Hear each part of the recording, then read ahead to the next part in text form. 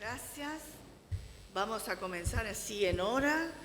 Y bueno, es un placer estar con ustedes y compartir con todos una mesa de gastropediatría y gastro de adultos.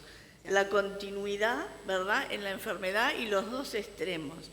Y para eso vamos a co-coordinar con la doctora Mónica Contreras, que todos lo conocen, pero para los que vienen de afuera, jefe de clínica médica del Servicio de Gastroenterología del Hospital Garrahan, gastroenterólogo pediatra de inmunología del Hospital Alemán, vicepresidenta del ASGAN, próxima presidente, y directora de carrera de especialista en gastroenterología pediátrica de la UBA.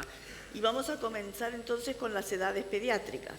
Así que te dejamos y luego pasaremos a... Bueno, buenos días a todos, bienvenidos. La verdad que es un día muy feliz. En principio agradecer por el espacio nuestro que hemos compartido. Recién hablaba con el doctor Beitía, dice que somos los consentidos de Panco.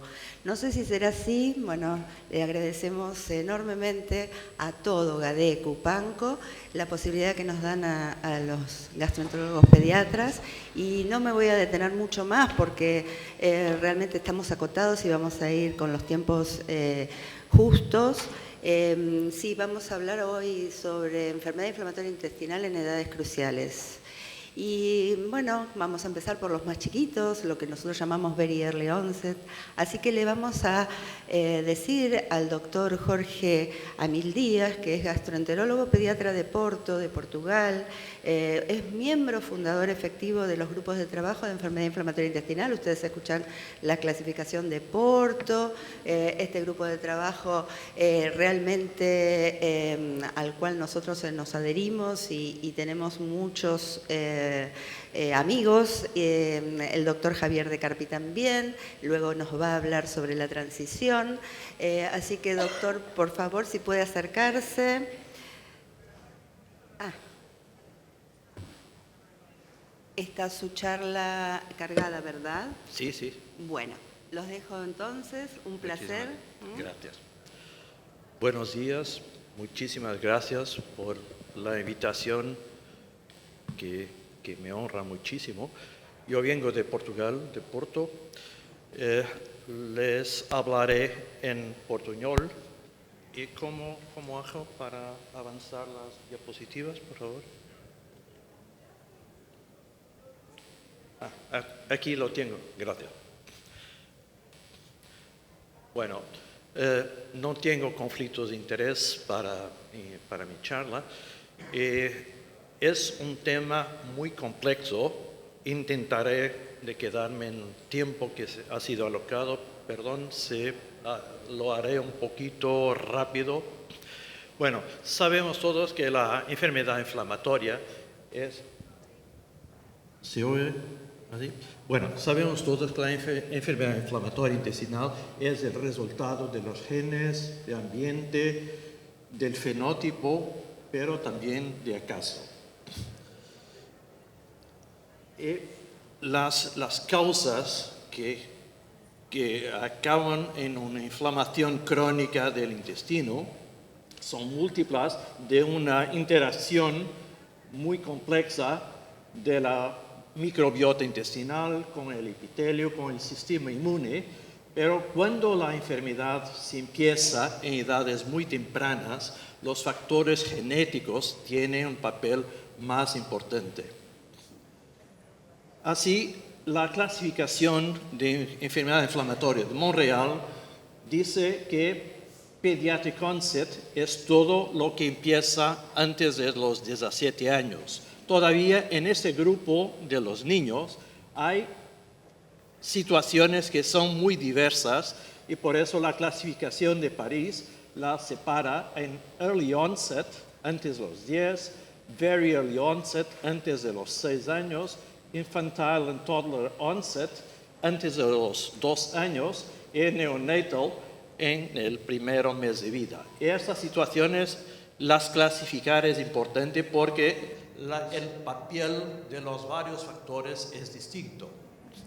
El early onset significa la enfermedad que se inicia antes de los 6 años de edad, Esto implica que las manifestaciones clínicas son más severas, hay una importancia mayor de los factores genéticos, puede ocurrir inmunodeficiencias primarias asociadas a la enfermedad y los mecanismos patofisiológicos son distintos.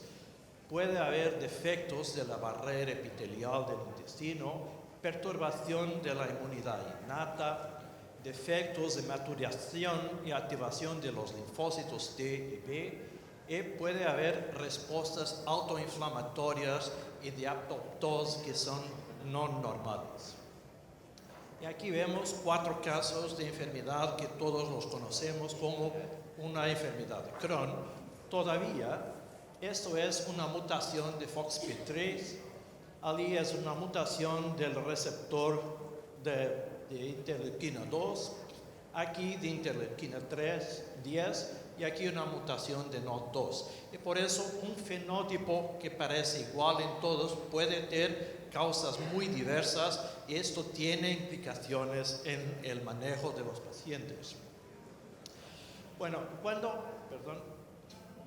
cuando hablamos de los efectos de la barrera epitelial, por ejemplo, tenemos la epidermólisis bullosa distrófica, los efectos de fagocitosis que se asocian a la enfermedad granulomatosa crónica, el síndrome hiperinflamatorio o autoinflamatorio puede ocurrir en la fiebre mediterránea familiar. Los efectos de las células pueden ocurrir en la inmunodeficiencia combinada severa, el IPEX, por tanto una situación asociada al cromosoma His, que corresponde a una inmunoderregulación del FOXP3, y el síndrome tricohepatoentérico puede causar también enfermedad inflamatoria. Por eso, situaciones de perturbación de inmunidad pueden ocurrir en esta situación y hay que los tener en atención en el diagnóstico riguroso. Bueno, me olvidé de decir que les presento mis diapositivas en portugués, pero creo que lo entenderán porque tenía miedo de hacer demasiados errores si escribiría en español. Bueno, las enfermedades monogénicas son muchísimas y el número sigue creciendo con la descripción de casos isolados de estudios en laboratorios de investigación. Este es un estudio de Canadá de Eric Benchimol que nos muestra la evolución de la enfermedad inflamatoria y lo vemos que la enfermedad inflamatoria tradicional, como ustedes la conocen, sigue incrementando, pero cuando hablamos de la very early onset, que es esta antes de los 6 años, la variación es muy chiquita y por eso esta no está creciendo. Todavía vamos conociendo más y más mutaciones que la causan. En ciertas anomalías genéticas hay edades electivas para que ocurran. Y lo vemos aquí que por ejemplo, para estas de interleuquina 10 ocurren en edades muy tempranas por comparación con el cohort normal de inflamatoria. Y por eso conocer la edad exacta de inicio ayuda a seleccionar cuál es el diagnóstico más probable. Se hacen muchísimos estudios de caracterización de los defectos exactos de los genes asociados. Aquí tenemos 4 ejemplos de genes que recientemente se han asociado. Aquí en que es el factor 4 citosólico neutrofílico, que está asociado a la creación de radicales ricos en oxígeno, puede conferir un fenótipo diferente y de respuesta terapéutica diferente en la enfermedad granulomatosa crónica, por ejemplo. En otros puede ocurrir un fenótipo predominantemente stenosante. Y por eso la investigación sigue dando respuestas más claras a estas situaciones que todavía son raras, pero requieren diagnóstico y actitud terapéutica distinta. Bueno, cuando vemos un niño que empieza con una enfermedad inflamatoria muy temprana, siempre nos ocurre la posibilidad de ser una enfermedad monogénica. Todavía debemos saber y tener en conciencia que los estudios son complejos, hay que recurrir a laboratorios de investigación muy seleccionados y por eso avaliar si tenemos necesidad de recurrir a esos estudios genéticos o tal vez que estudios más básicos puedan fornecer el diagnóstico. Y aquí tenemos varias situaciones, no hay tiempo para los detallar a todos, pero si hay características como estas, pueden ser enfermedades que sean genéticas y monogénicas, y entonces habrá necesidad de hacer estudios más detallados. Aquí tenemos uno de nuestros pacientes, un niño que tenía esta enfermedad fistulizante perianal, que tenía lesiones en el escalpe, y era un defecto de interleuquina 10. Esta niña tenía una hermana que ha tenido un defecto del receptor de interleuquina 10, que ha recibido un trasplante medular, pero todavía infelizmente se murió. Y la hermana más novita, por los 5 meses, tenía estas lesiones. No tenía diarrea, todavía tenía estas lesiones, y con la historia familiar he hecho el estudio genético que confirmó que tenía la misma enfermedad que su hermana.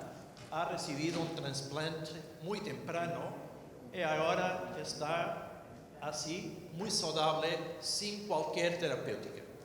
Y por eso pensar en los factores que pueden hacer un diagnóstico es importante para que se pueda actuar muy tempranamente. Todavía los niños que necesitan de trasplante necesitan de protocolos de condición medular especiales. No son niños como los linfomas, como las otras enfermedades que los centros de trasplante manejan. Y eso es porque la hermana más viejita ha morido, porque ha sido trasplantada en un centro de trasplante normal. Y la más novita ha recibido el trasplante en un centro muy especializado y por eso los resultados fueron totalmente diversos. Bueno, los niños que tienen un poco de sangre en las heces, la mayoría de los casos será una proctitis alérgica y por eso intentar una prueba de eliminación de proteínas de leche de vaca puede conducir a mejoría. Todavía, si la situación continúa, hay que investigarlos más detalladamente. Si la diarrea se inicia precocemente, evaluar la IgS está muy elevada, el rastreo de enfermedad celíaca si apropiado, los doseamientos de inmunoglobulinas, la caracterización de populaciones linfocitarias, el test de fagocitosis de los neutrófilos. Para estas situaciones no tenemos que ir inmediatamente a los estudios monogénicos. Bueno, si pensamos que pueda ser una enfermedad genética, la pesquisa de SHIAP con la expresión de FOXP3, el test funcional de interleuquina de los receptores, la presencia de anticuerpos antienterócitos que puede ocurrir en el IPEX, son cosas a hacer que se pueden hacer antes de recurrir a centros muy diferenciados. Si todavía pensamos que se trata de una enfermedad monogénica, deberemos contactar a un centro de investigación, programar el envío de material. Habitualmente tiene que ser un envío muy rápido porque se hace en células vivas y por eso contactar servicios de transporte de Express Mail, les enviar toda la información detallada o un protocolo específico que tengan con los signos, síntomas, la historia familiar, los achados del examen físico, los resultados que ya tenemos, la evolución con tratamientos y naturalmente el consentimiento. Así la estrategia empieza con lo que es más general y si necesario avanzar para un protocolo más específico de enfermedades congénitas y en el tercer paso considerar la cooperación con centros de investigación especializados. Las actitudes son diversas como si es una enfermedad monogénica o no monogénica, la exposición a nutrición parenteral, la exposición a 5-ASA, a los TNFs, el trasplante y el riesgo de muerte son distintos en la enfermedad monogénica. Bueno, estos niños tienen más necesidad de cirugía, probablemente no. Lo que vemos aquí es que cuando es un fenótipo de Crohn, necesitan menos de cirugía que los otros pacientes más viejos, pero si el fenótipo es de colitis ulcerosa, el riesgo de necesidad de cirugía es semejante. Vemos aquí que para diferentes enfermedades monogénicas, los protocolos más eficaces son diversos. Y hay enfermedades en que el trasplante no es útil, y es por eso que caracterizarlo detalladamente es importante. Aquí dieron una serie de niños con enfermedades monogénicas. Vemos que un cuarto ha necesitado de cirugía, que la mayoría de casos ha sido una recesión segmental. Los biológicos lo han utilizado cerca de 1/3 y la mayoría no ha respondido, solamente 1/4 ha sido eficaz. Y el trasplante que se ha hecho en 1/4 o 1/5 de los niños, la mayoría ha sido eficaz. Por eso conocer y hacer un protocolo dirigido es importante. Aquí es lo mismo, la evaluación global de la clínica, hacer un diagnóstico histológico riguroso y después investigar las enfermedades que puedan ser no monogénicas, y si eso se torna negativo, entonces considerar un estudio más detallado. No olvidar que estos niños tienen necesidades terapéuticas especiales y por eso tener un programa de inmunización adecuado con pesquisa de título de anticuerpos, la ingestión adecuada de vitamina D, de calcio, monitorizar la densidad ósea, la protección de la piel, porque se necesitan muchas veces de inmunosupresores o biológicos, y la salud de los ojos, pesquisar oíte, pisclerite, porque hay riesgo también de cataratas si toman muchísimos corticoides. Hay un consorcio internacional que va reuniendo toda la información, porque estas enfermedades son raras y solamente la colaboración, el registro de todos los casos conocidos ayuda a hacer clasificaciones claras y ayuda a confirmar que una mutación efectivamente es la causa de la enfermedad. En conclusión, la early onset tiene una incidencia que es específica y menos frecuente que las otras formas de enfermedad pediátrica. No hay riesgo acrecido de necesidad de cirugía. Debe avaliarse cuidadosamente todos los factores que puedan aportar información al diagnóstico, la historia familiar, el examen físico, la consanguinidad, por supuesto. La investigación inicial debe incluir las causas no monogénicas. La investigación adicional ha necesidad de envolver centros muy diferenciados y que la trasplantación de células puede ser curativa todavía en las enfermedades que la tienen como indicación específica. Aquí les muestro una imagen de mi ciudad de Porto y muchísimas gracias por invitarme.